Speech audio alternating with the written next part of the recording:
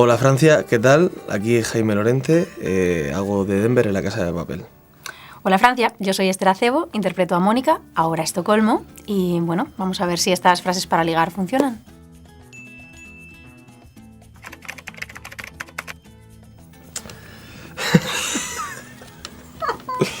Hostia, sois muy originales aquí en Francia.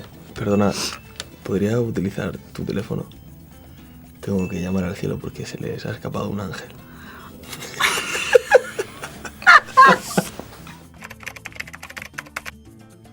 Pero mírame a los ojos. Calla, que estoy concentrándome para no mirarte y reírte. Vale, voy. Jaime, ¿tú crees en el amor a primera vista o tengo que volver a pasar por delante de ti?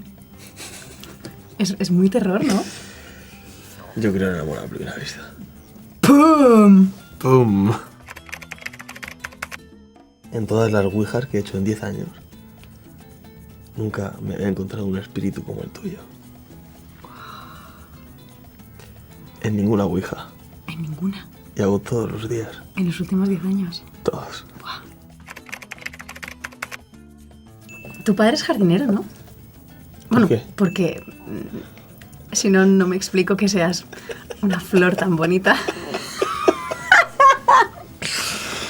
Terrible. Por favor, en serio, que nadie utilice estas cosas para ligar. A ver, Francia.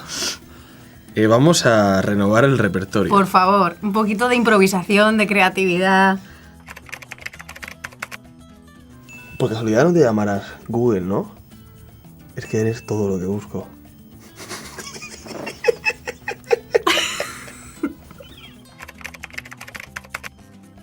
Jaime, tu padre es un ladrón. ¿Por qué? Porque robó todo el oro para ponerlo en tus ojos. Mi padre es economista.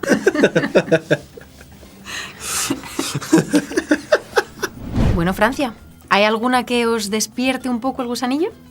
¿Quién ha sido el más sexy? ¿Tú? Seguro que tú. ¿O no?